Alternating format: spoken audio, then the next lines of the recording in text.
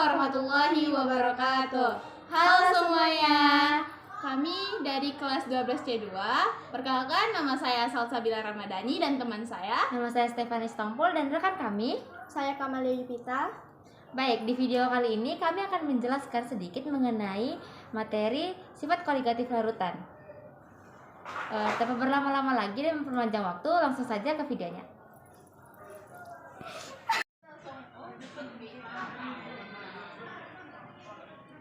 Baiklah, sebelum kita masuk kepada pengertian sifat koligatif, kita harus tahu dulu nih, larutan itu apa sih? Jadi, misalkan kita memiliki air murni, kita campurkan dengan gula yang merupakan zat terlarut akan menjadi larutan gula.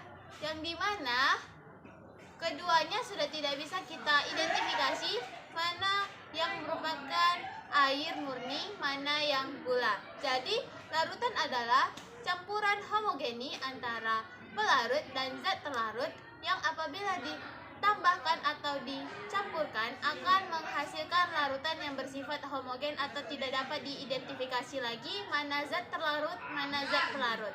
Jadi, sifat koligatif adalah Sifat koligatif larutan adalah suatu sifat yang dipengaruhi oleh jumlah partikel zat terlarutnya, yang dimana semakin banyak zat terlarutnya maka semakin besar pula sifat koligatifnya.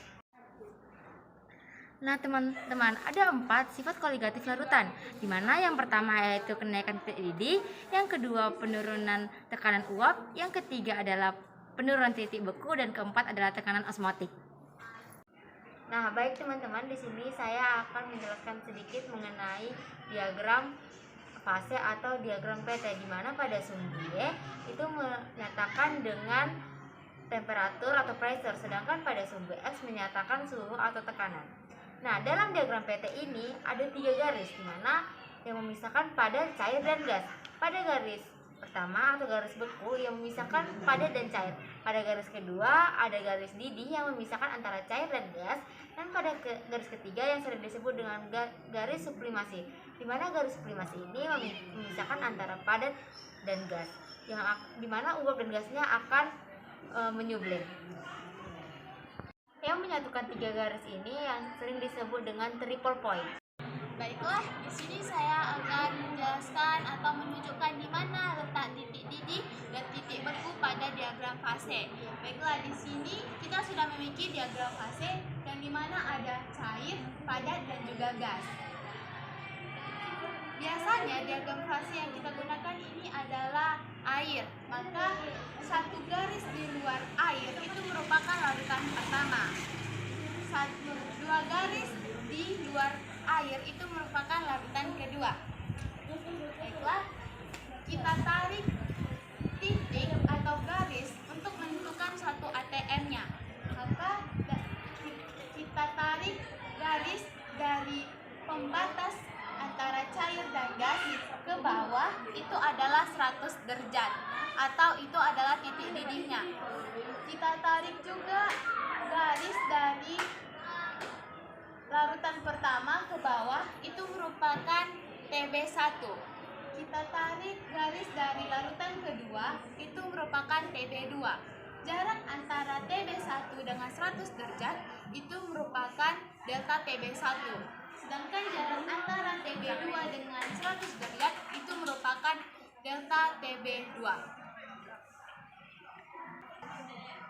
Baiklah, selanjutnya kita tarik garis dari pembatas antara cair dan padat ke bawah, itu merupakan 0 derajat atau titik beku.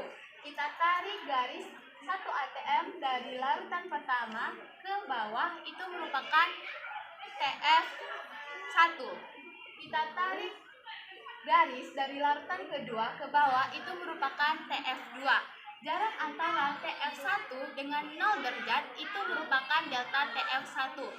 Jarak antara TF2 ke 0 derajat itu merupakan delta TF2.